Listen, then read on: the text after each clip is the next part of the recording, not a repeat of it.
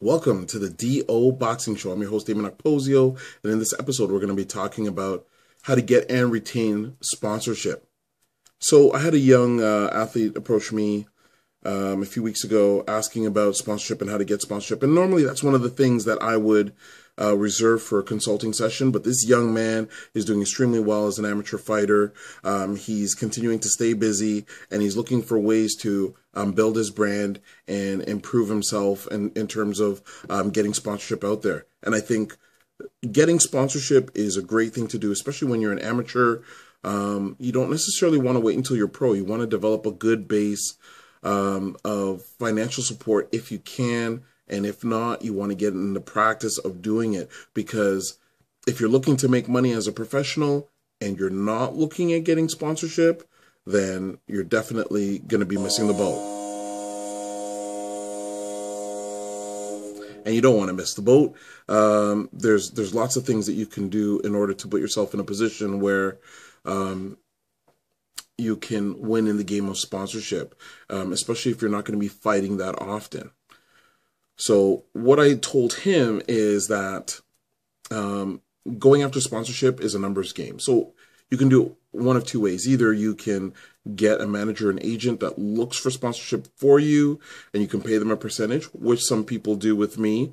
I act as an agent or a manager for amateur or professional athletes, and I go out on their behalf and I try and sell to companies and businesses, trying to get them to sponsor the athletes, and I take a percentage of that. Or you can do it on your own if you want to allocate time to do that. Remember, it's a numbers game, so you got to find out what that number is for you. Maybe every 10 companies you talk to, you get one, or maybe every 20 companies you talk to, you get one that gives you something. Most companies, especially in Ontario and Canada, are not used to people going to them for sponsorship. If you're talking about the US and other places, they are more apt to give because they're used to agents and managers asking on athletes' behalf or being approached, because that's a well I guess employed sector. Like, there's a lot of agents and managers in the US. When it comes to Canada and Ontario, you don't see that so much. So companies are a little bit more reluctant, and athletics aren't really focused on as heavily here as they might be in other places, especially in the US. So when you're going after sponsorship, remember, it's a numbers game. You've got to talk to a lot of people.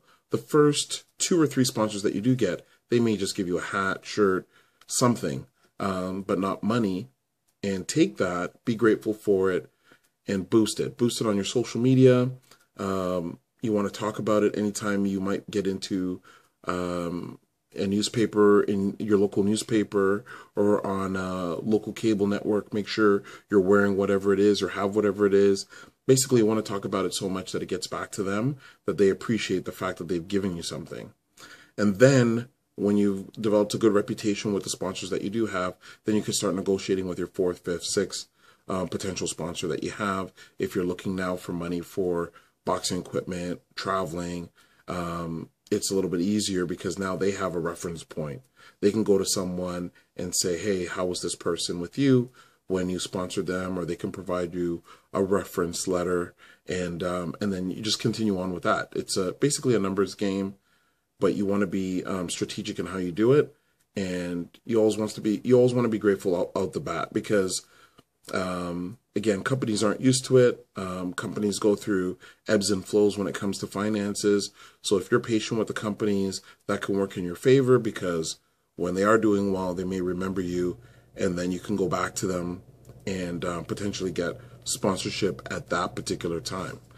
Hopefully this segment was helpful to you. Okay, thank you.